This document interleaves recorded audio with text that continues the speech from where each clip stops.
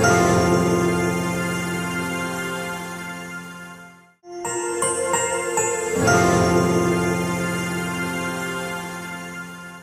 हम लोग ज्योग्राफी का क्लास शुरू कर चुके हैं। तो पहले दिन तो इंट्रोडक्शन ही हुआ। आज हम ज्योग्राफी के टॉपिक पर जो है चर्चा करेंगे और आज का जो मेरा पहला टॉपिक होगा वो भारत के सामान्य परिचय से होगा, इंट्रोडक्शन ऑफ इंडिया, है ना। तो चलिए शुरुआत करते हैं बिना देर किए क्लास को। भारत का सामान्य परिचय, यहीं से हम क्लास शुरू करते हैं, ठीक है।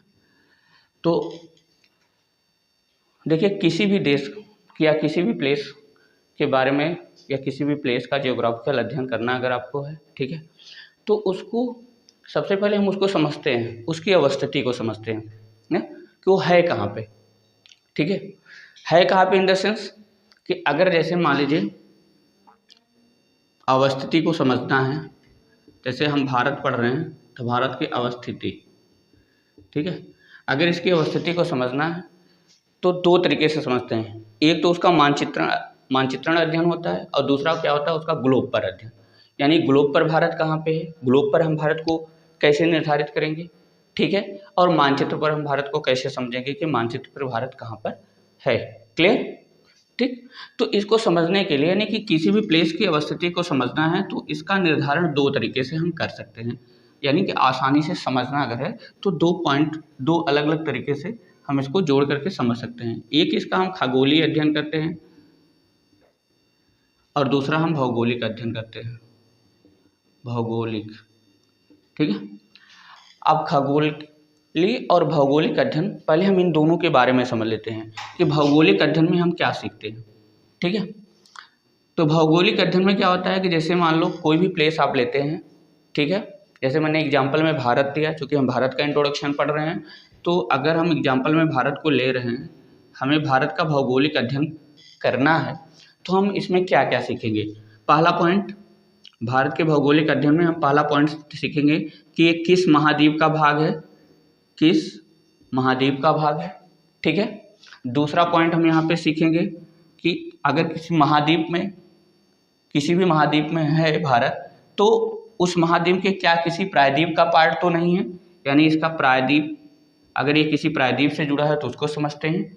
तीसरा पॉइंट हम ये यहाँ पे समझते हैं कि इसके आसपास की जल राशियाँ कौन सी हैं, जल राशियाँ, ठीक है, क्योंकि बेसिक्स है ये, यहाँ से हम पता लगा लेंगे, थोड़ा उसके बारे में थोड़ा बहुत जानकारी हम अर्जित कर लेंगे। और तीसरा आपका होता है स्थल खंड कौन कौन से हैं, ठीक है। तो भारत के परिप्रेक्ष्य में ये 4 पॉइंट हमें बेसिक पहले समझना है अगर हमें भौगोलिक स्थिति को देखना है, ठीक है, भौगोलिक जानकारी रखना है। तो चलिए, भारत पहला पॉइंट किस महाद्वीप का भाग है, तो हम जानते हैं कि भारत क्या है, एशिया महाद्वीप का भाग है। और एशिया महाद्वीप पृथ्वी पर, पृथ्वी है ना, पृथ्वी का ही एक संक्षिप्त रूप ग्लोब होता है ना, पृथ्वी का संक्षिप्त रूप ग्लोब है ना, पृथ्वी ऐसा हमें फैली हुई दिखाई देती है, ठीक है, और इसका जो संक्षिप्त रूप है वो क्या है, ग्लोब है ना, ठीक। तो पृथ्वी का संक्षिप्त रूप ग्लोब है, तो पृथ्वी पर भारत किस महाद्वीप का पार्ट है, तो एशिया महाद्वीप का पार्ट है। किसका भाग है ये, एशिया महाद्वीप का भाग है, ठीक। और एशिया महाद्वीप में ये दक्षिणी एशिया का पार्ट है। किसका भाग है ये, दक्षिणी एशिया का पार्ट है। और दक्षिणी एशिया में 3 बड़े प्रायद्वीप हैं, जिसमें से ये मध्य प्रायद्वीप का भाग है। भारत किसका भाग है, दक्षिण एशिया के मध्य प्रायद्वीप, दक्षिण एशिया के मध्य प्रायद्वीप का भाग है। किसका भाग है, दक्षिण एशिया के मध्य प्रायद्वीप का भाग है। बातें क्लियर हो रही ना, ठीक। अब बात हम करें अगर जल राशि की, तो भारत पूरे ग्लोब पर क्या पूरे पृथ्वी पर आप कह सकते हैं कि भारत एकमात्र ऐसा देश है जिसके नाम से जो है जल राशियों का संबंध है। समझ में आ रहा ना, जैसे महासागर की अगर हम बात करें तो हिंद महासागर, ठीक है, हिंद महासागर, भारत को हिंदुस्तान भी कहा जाता है ना, तो हिंद महासागर भारत के नाम से ही तो जुड़ा हुआ है, ठीक है। तो यानी कि इसके भारत से जुड़ा एक सागर है जिसे हम किस नाम से जानते हैं, हिंद महासागर, ठीक है, हिंद महासागर है। स्थल खंड की बात करें तो उत्तर में या उत्तर पूर्व में जो भारत के पड़ोसी देश हैं वो इसके स्थल खंड से जुड़े हुए भाग हो गए, है कि नहीं। तो इस तरीके से अगर हमें भौगोलिक परिचय समझना है, थोड़ा सा भौगोलिक अवस्थिति को समझना है, तो हम कह सकते हैं कि भारत जो है, भारत के उत्तर में कुछ देश हैं जो भारत के साथ स्थलीय सीमा बनाते हैं, ठीक है, और दक्षिण में जो है एक जलीय राशि है, ठीक है, बड़ी जलीय राशि है जिसे हिंद महासागर के नाम से जाना जाता है। उसके दो पार्ट्स, ठीक है, जो भारत से जुड़े हुए हैं, अरब सागर और बंगाल की खाड़ी। बातें क्लियर हो गई, ठीक। उसके बाद अगर हम खगोलीय, ये तो हो गया भौगोलिक अवस्थिति। अब बात करते हैं कि खगोलीय स्थिति। तो खगोलीय स्थिति में हमें क्या तब देखना होगा कि ग्लोब पर भारत कहाँ पे है, भारत ग्लोब पर कहाँ पे है कि नहीं। क्योंकि ग्लोब क्या है, पृथ्वी का एक संक्षिप्त रूप है, ऐसा बनाया गया समायोजन कॉन्सेप्ट है कि नहीं। तो अब यहाँ पे क्या कर हम जानते हैं कि ग्लोब पर जो है कुछ काल्पनिक रेखाएं खींची गई हैं, कुछ रेखाएं क्षैतिज हैं और कुछ रेखाएं क्या हैं, ऊर्ध्वाधर हैं। तो क्षैतिज और ऊर्ध्वाधर रेखाओं को अलग अलग नाम से जाना गया। क्षैतिज रेखाओं को अक्षांश रेखा कहा गया और ऊर्ध्वाधर रेखाओं को देशांतर रेखा। सारी चीज़ें हम आगे क्लास में डिटेल करेंगे। यहाँ पे क्या है कि अगर मान लो हम इसको कर दें कि ये क्या है, ग्लोब है, और यहाँ से इसके बीचों बीच एक रेखा ड्रा कर दें जिसको हम 0 डिग्री अक्षांश मान लो कर देते हैं, 0 डिग्री। तो इस तरीके से ग्लोब कितने भाग में डिवाइड हो गया, 2 भाग में डिवाइड हो गया, है कि नहीं। ग्लोब कितने भाग में डिवाइड हुआ, 2 भाग में। उत्तर का भाग क्या क्या गया, उत्तरी, ये उत्तरी गोलार्ध हो गया, ये क्या हो गया, उत्तरी गोलार्ध, इसे हमने क्या कहा, उत्तरी गोलार्ध कह दिया। और दक्षिण का जो पार्ट है इसे हमने क्या कहा, दक्षिणी गोलार्ध कह दिया, ठीक है। उत्तरी गोलार्ध और दक्षिणी गोलार्ध, बात समझ में आ रहा है ना। अब अगर कोई हमसे पूछे कि भारत किस गोलार्ध में अवस्थित है, तो हम कैसे समझेंगे कि भारत उत्तरी में है या दक्षिणी में है। तो उसके लिए हमें उसका अक्षांशीय और देशांतरी बिंदु जानना जरूरी है, ठीक है। या किसी भी देश की अगर बात की जाए कि किसी भी देश का नाम ले लिया, भारत हो गया, पाकिस्तान हो गया, भूटान हो गया, नेपाल हो गया, किसी देश का नाम आप लेते हैं, ठीक है, तो उस पर पूछा जाए कि वो कहाँ पर अवस्थित है ग्लोब में, तो ग्लोब के स्थिति को समझना अगर है तो अक्षांश और देशांतरी पॉइंट जानना बहुत जरूरी है। क्लियर। तो ये 0 डिग्री अक्षांश रेखा हो गई। अगर यहाँ ग्लोब पर हम इसको नॉर्थ पोल माने और इसको हम क्या करें, साउथ पोल रिप्रेजेंट कर लें, ऐसा अज्यूम करते हैं, ठीक है। तो नॉर्थ पोल और साउथ पोल से मिलाने वाली रेखा को हम क्या कहते हैं, 0 डिग्री देशांतर रेखा कहते हैं, 0 डिग्री देशांतर रेखा कहते हैं, है ना। अक्षांश देशांतर को हम और समझेंगे। देखिए अब जो 0 डिग्री अक्षांश रेखा है जिसको हम भूमध्य रेखा कहते हैं, इसका नाम है ना। तो इन सारी चीज़ों को हमें जब हम लोग ग्लोब का कॉन्सेप्ट पढ़ेंगे स्पेशली तो वहाँ पे बताएंगे, क्योंकि आज हम भारत की बेसिक इंट्रोडक्शन का बेसिकली इंट्रोडक्शन को समझ रहे हैं, तो वहाँ पे बहुत छोटी छोटी चीज़ों को बस समझ करके आगे बढ़ रहे हैं ना। तो अब यहाँ पे आइए 0 डिग्री देशांतर रेखा। 0 डिग्री देशांतर रेखा को क्या कहा जाता है, कुछ जानते हैं आप लोग। 0 डिग्री देशांतर रेखा को क्या कहते हैं, अंतर्राष्ट्रीय मानक समय रेखा, ठीक है, अंतर्राष्ट्रीय मानक समय रेखा। चलिए ठीक है, छोड़िए उसको, आगे बढ़ते हैं। अंतर्राष्ट्रीय मानक समय रेखा, अभी हमें यहाँ देखना है कि भारत की अवस्थिति, ठीक है। तो अब जैसे 0 डिग्री देशांतर रेखा को आपने ड्रा किया तो पूरा ग्लोब कितने पार्ट में डिवाइड हो गया, 4 भाग में डिवाइड हो गया, है कि नहीं। तो अब ये वाला पोर्शन जो हो गया इसको हम नॉर्थ ईस्ट कह दिए, ठीक है। ये वाला पोर्शन हो गया नॉर्थ वेस्ट हो गया, ये आपका साउथ ईस्ट साउथ वेस्ट हो गया, और ये आपका क्या हो गया, साउथ ईस्ट हो गया, ठीक है। अब अगर यहाँ पे हमें भारत की पॉइंट पता हो जाए तो हम एकदम क्लियर कर लेंगे कि भारत किस गोलार्ध में। भारत के खगोलीय स्थिति को समझते हैं, है ना। जैसे कि मैंने भौगोलिक स्थिति को क्लियर कर लिया, ठीक है। तो भौगोलिक स्थिति के आधार पर भारत एशिया महाद्वीप का देश है, और दक्षिण एशिया के मध्य प्रायद्वीपीय का भाग है भारत, और जलीय राशि में जैसे हिंद महासागर हो गया, स्थलीय में उसके उत्तर के पड़ोसी देश हो गए, इस तरीके का कॉन्सेप्ट हो गया। अब यहाँ पे क्या है कि अगर 0 डिग्री अक्षांश रेखा को मेंशन करें तो भारत में या तो उत्तरी गोलार्ध में होगा या तो दक्षिणी गोलार्ध में होगा, और यदि जब 0 डिग्री देशांतर को भी अगर हम ग्लोब पे मेंशन कर लेंगे तो उस केस में क्या ये पूरा ग्लोब 4 भाग में बढ़ गया।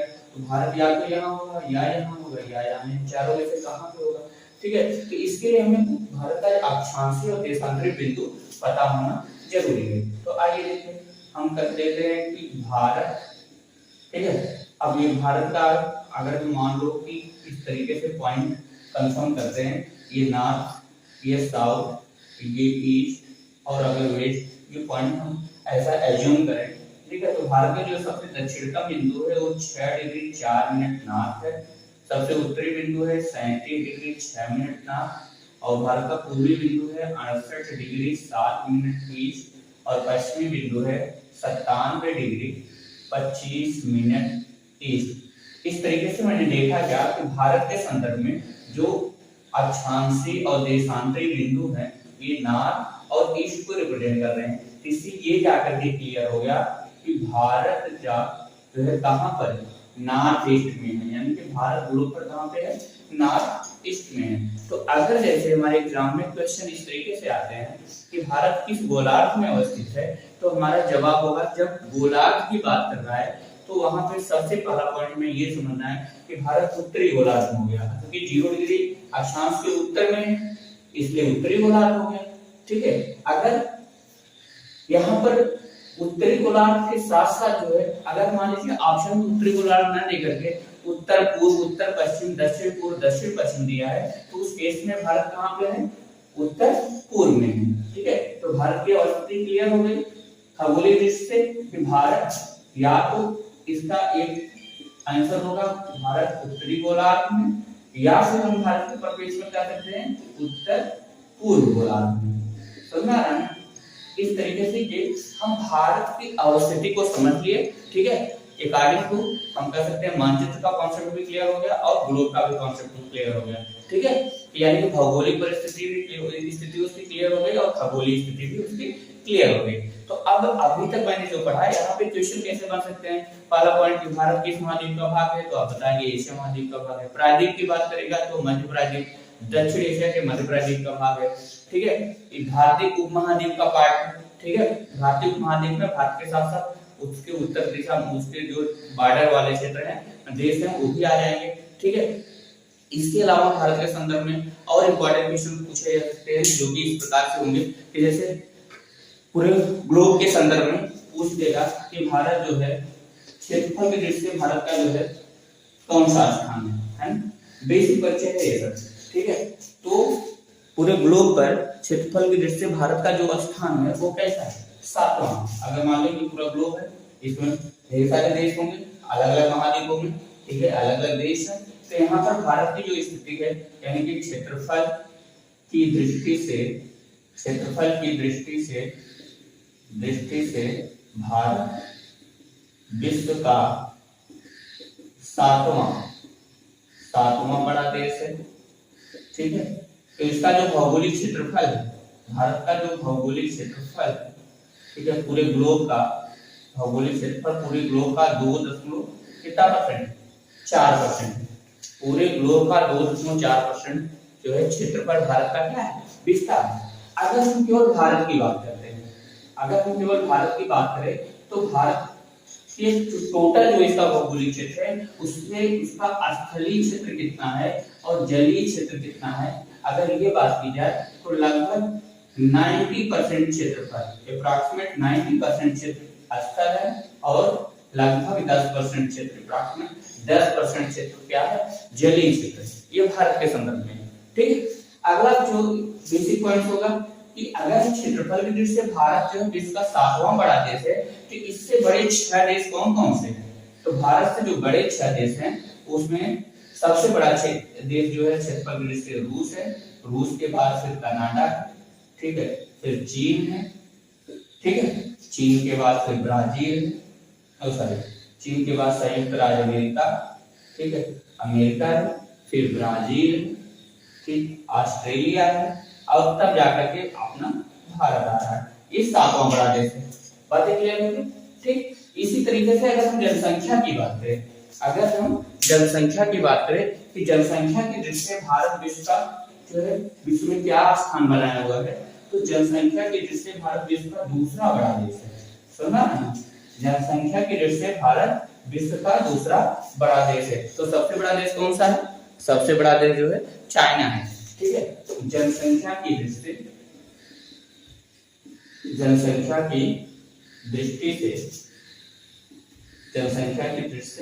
ठीक है, भारत का जो स्थान है वो कौन सा, दूसरा है। पहले पे कौन है, प्रथम स्थान जनसंख्या की दृष्टि से कौन लिया है? चीन। ये भी एशिया का देश है और भारत भी क्या है? एशिया महाद्वीप का ही देश है। बातें क्लियर हो गई? ठीक है। भारत नाम पढ़ने से पहले भारत के कुछ और नाम से, भारत के अन्य नामों की अगर हम बात करें तो भारत का नाम आर्यावर्त, ठीक है, आर्यावर्त, ठीक है। आर्यावर्त के बाद मतलब इस तरीके से भारत के जो परिवर्तित नाम है उसको समझिए। हिंदुस्तान, भारत को हिंदुस्तान नाम से जाना जाता है। फिर इंडिया, इंडस नदी के कॉन्सेप्ट में भारत का नाम इंडिया पड़ा, ठीक है। तो ये भारत के और कुछ परिवर्तित नाम है, बेसिक ये भी जानना जरूरी है। हालांकि यहाँ से क्वेश्चन तो बहुत ही कम आते हैं, लेकिन कुछ बेसिक चीजें हैं जिसको हमें शुरू में समझ लेना है, फिर मेन टॉपिक पर चर्चा करेंगे। जनसंख्या में हो गया इसका स्थान, ये बातें क्लियर हो गई, ठीक है। सबसे बड़ा चीन है जनसंख्या की दृष्टि से, सर्वाधिक जनसंख्या चीन की है, ठीक है। दूसरे नंबर पर भारत आ गया। तो आज के वीडियो में हम लोगों ने क्या किया? आज के क्लास में हम लोगों ने देखा कि मूलतः भारत के सामान्य परिचय में सबसे पहला बेसिक पॉइंट मैंने इसमें सीखा कि भारत की अवस्थिति कहाँ पे, ग्लोब पर क्या स्थिति को दर्शा रहा है, कैसे पता चला, और बाकी भौगोलिक स्थिति को समझने के लिए हम कैसे पता लगाएंगे कि भारत कहाँ पे है या किसका पड़ोसी है, कैसी चीजें होंगी।